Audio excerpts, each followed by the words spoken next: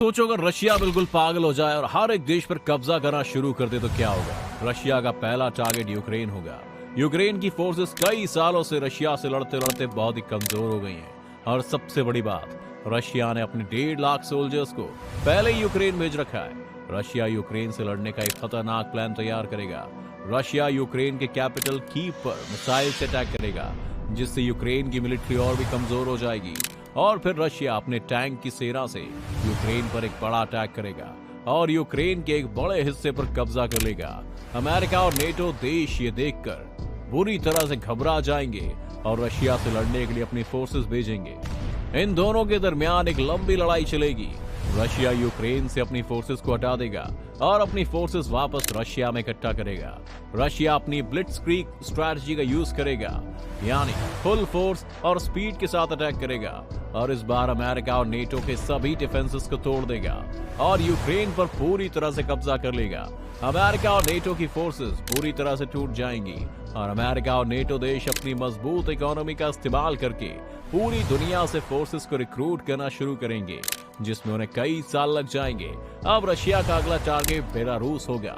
Belarus already Russia का puppet है, इसलिए बिना किसी लड़ाई के बेलारूस रशिया के साथ शामिल हो जाएगा, जिससे रशिया की बॉर्डर्स और ज्यादा सिक्योर हो जाएंगी।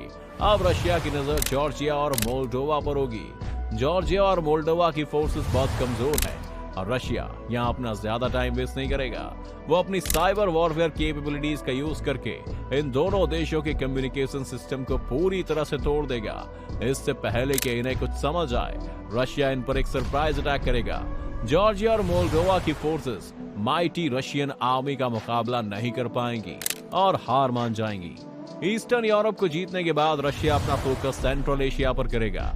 ये एरिया पूरी तरह से रिसोर्सेज से भरा हुआ है और ये वो लैंड है जो पहले रशिया का हुआ करता था।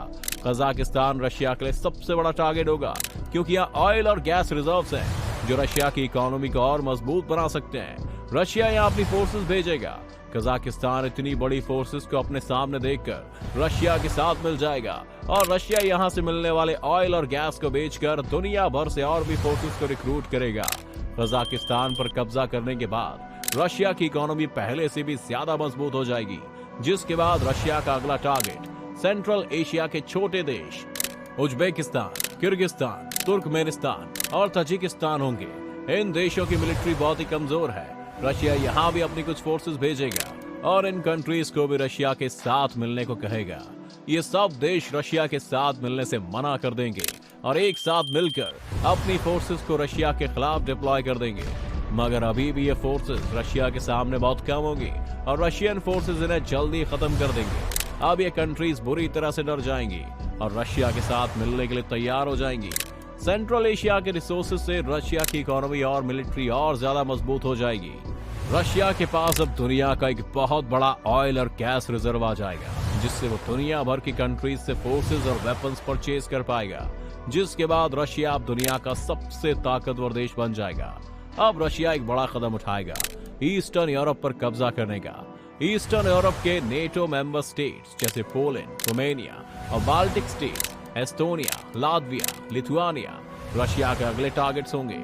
लेकिन अब ये लड़ाई आसान नहीं रहेगी, क्योंकि रशिया ने सीधा शेर के मुंह में हाथ डाल दिया है। बाल्टिक स्टेट्स, एस्टोनिया, लातविया और लिथुआनिया नेटो का हिस्सा है, लेकिन यहाँ की मिलिट्री फोर्सेस छोटी हैं।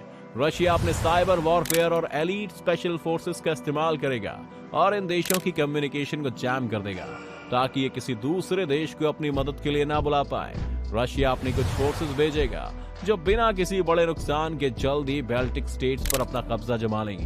अब रशिया पोलैंड और रोमानिया को अपना अगला टारगेट सेट करेगा। रशिया अपनी फोर्सेस को इन देशों की तरफ भेज देगा, लेकिन यहाँ पहले से ही नेटो की फोर्सेस का इंतजार कर रही होंगी, जो रशिया को पहली बार काफी टक्कर देंगी। रशिया यहाँ अपनी एयर फोर्सेस और दुनिया के सबसे बड़े ऑयल और गैस रिसोर्सेज का इस्तेमाल करेगा और इन देशों में एयर स्ट्राइक्स करना शुरू कर देगा। कुछ महीनों में इन देशों में मौजूद नेटो फोर्सेस कमजोर पड़ जाएंगी और यहाँ की इकोनॉमी कोलैप्स हो जाएगी। रशिया एक बार फिर से अपनी पूरी ताकत से हमला करेगा और इन दोनों देशों पर एक साथ कब्जा कर लेगा, जिससे नेटो और यूरोपियन यूनियन और ज्यादा गुस्सा हो जाएंगे और तेजी से दुनिया भर से फोर्सेस को रिक्रूट करना शुरू कर देंगे। ईस्टर्न यूरोप पर कब्जा करने के बाद रशिया मिडिल ईस्ट को भी साथ मिलाने का सोचेगा ताकि अमेरिका को जाने वाले ऑयल और गैस को रोका जा सके। इसका पहला टारगेट टर्की होगा, जो कि उसके लिए सबसे बड़ा खतरा हो सकता है। रशिया यहाँ अपनी कुछ फोर्सेस भेजेगा, लेकिन टर्की की माइटी फोर्सेस और तगड़ी अलायंस देखकर रशिया यहाँ पर हमला नहीं करता और रशिया यहाँ भी एक चाल चलता है और टर्की को जंग के बाद आजाद करने और ज्यादा जमीन देने का वादा करता है और टर्की की फोर्सेस को भी अपने साथ मिला लेता है। रशिया का अगला टारगेट अब इराक और सीरिया होंगे। इराक और सीरिया के ऑयल रिजर्व्स अगर रशिया को मिल जाते हैं तो रशिया पहले से भी ज्यादा ताकतवर हो सकता है, मगर रशिया यहाँ पर भी अपनी फोर्सेस को नहीं गवाएगा और इन दोनों देशों को अपने साथ मिलाने का प्लान बनाएगा। रशिया इन देशों को इजराइल के खिलाफ उनकी मदद करने और अमेरिका की तरफ से होने वाले अटैक से बचाने का वादा करेगा। इराक इस ऑफर को मान लेगा, मगर सीरिया इस ऑफर को मानने से इनकार कर देगा और रशिया के खिलाफ लड़ने के लिए फोर्सेस भेजेगा। मगर सीरिया में पहले से रशियन फोर्सेस मौजूद हैं जो रशिया को शुरुआती जीत दिलाने में मदद करेंगे। मगर जब रशिया बाकी मुस्लिम कंट्रीज को उसके खिलाफ जाते देखेगा तो वो ईरान की मदद लेगा और ईरान के साथ मिलकर इजराइल को हराने का वादा करेगा। ईरान मान जाएगा और सीरिया को रशिया को सरेंडर कर देगा। अब रशिया बिना किसी बड़े नुकसान के मिडिल ईस्ट के बड़े हिस्से पर भी कब्जा कर चुका होगा। फिर वो सऊदी अरेबिया को भी अपने साथ मिलने का ऑफर भेजेगा ताकि वो अमेरिका को जाने वाले ऑयल को पूरी तरह से बंद कर सके। अगर ऐसा होता है तो अमेरिका घुटनों पर आ जाएगा और उसकी इकोनॉमी कोलैप्स होने लगेगी। मगर सऊदी अरेबिया में पहले से ही नेटो और अमेरिका की फोर्सेस मौजूद होंगी। रशिया सऊदी अरेबिया को अपना एलाई बनाने के लिए बहुत एडवांस मिलिट्री और दुनिया की सबसे एडवांस फोर्सेस का कुछ हिस्सा देने का वादा करेगा। सऊदी अरेबिया को यह ऑफर पसंद आएगा और वो अमेरिका को छोड़कर रशिया का एलाई बन जाएगा और अमेरिका को ऑयल भेजना बंद कर देगा। अब रशिया अमेरिका और नेटो के लिए सारे रास्ते बंद कर चुका होगा, जिसके बाद रशिया चाइना के साथ अलायंस बनाएगा और चाइना को फ्री ऑयल और लैंड देने का वादा करेगा। अब रशिया और चाइना की फोर्सेस मिल जाएंगी और साउथ ईस्ट एशिया में मौजूद अमेरिका के सबसे बड़े अलाइज जापान और साउथ कोरिया को खत्म करने का प्लान बनाएंगे। रशिया और चाइना मिलकर साउथ कोरिया और जापान पर अटैक करेंगे, लेकिन यहाँ अमेरिका अपनी सबसे एडवांस नेवल फोर्सेस भेजेगा जो कि रशिया और चाइना की एक्सपेंशन को पूरी तरह से रोक देंगे। अब साउथ एशिया के मुल्क भी खतरा महसूस करेंगे और इंडिया और पाकिस्तान रशिया से बचने के लिए एक साथ हो जाएंगे और ऑस्ट्रेलिया के साथ अलायंस बनाएंगे। अब तक रशिया आधी से ज्यादा दुनिया पर पहले से ही कब्जा कर चुका होगा, जिस वजह से उसे रोकना बहुत मुश्किल होगा। रशिया की इतनी बड़ी एक्सपेंशन की वजह से उसकी इकोनॉमी अब कमजोर पड़ने लगेगी। नेटो, अमेरिका और यूरोपियन यूनियन मिलकर रशिया के ईस्टर्न यूरोप और मिडिल ईस्ट की ऑक्यूपाइड टेरिटरीज पर हमला करेंगे। चाइना रशिया के अग्रेसिव एक्सपेंशन से खुश नहीं होगा और उसका अलायंस तोड़ देगा। इंडिया, पाकिस्तान और चाइना मिलकर रशिया के सेंट्रल एशिया के टेरिटरीज पर अटैक करेंगे, लेकिन अब सिचुएशन बिल्कुल बदल जाएगी। रशिया के स्ट्रिक्ट रूल्स की वजह से इसमें मौजूद कंट्रीज बगावत पर उतर आएंगी और रशिया अंदर से टूटना शुरू कर देगा और इसकी फोर्सेस भी कमजोर पड़ने लगेंगी। आखिर में रशिया अपनी पूरी स्ट्रेंथ के बावजूद दुनिया की एडवांस मिलिट्रीज के सामने टिक नहीं पाएगा। नेटो, अमेरिका और चाइना की यूनाइटेड एफर्ट्स की वजह से रशिया अपने ऑक्यूपाइड टेरिटरीज से पीछे हटने पर मजबूर होगा। रशिया की इकोनॉमी कोलैप्स हो जाएगी और वो एक कमजोर देश बनकर रह जाएगा।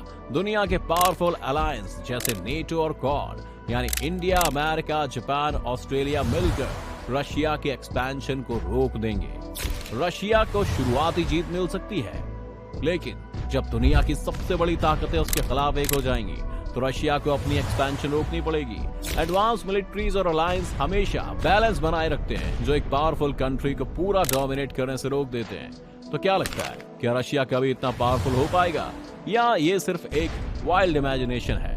अपने कमेंट्स हमें जरूर बताएं और 100 के सब्सक्राइबर पर किस टॉपिक पर आप वीडियो देखना चाहते हैं कमेंट सेक्शन में बता सकते हैं। ज्यादा तो लोग पहले ही हमारे साथ जुड़ चुके हैं और बाकी लोग भी हमें सब्सक्राइब करके हमारे साथ जुड़ सकते हैं।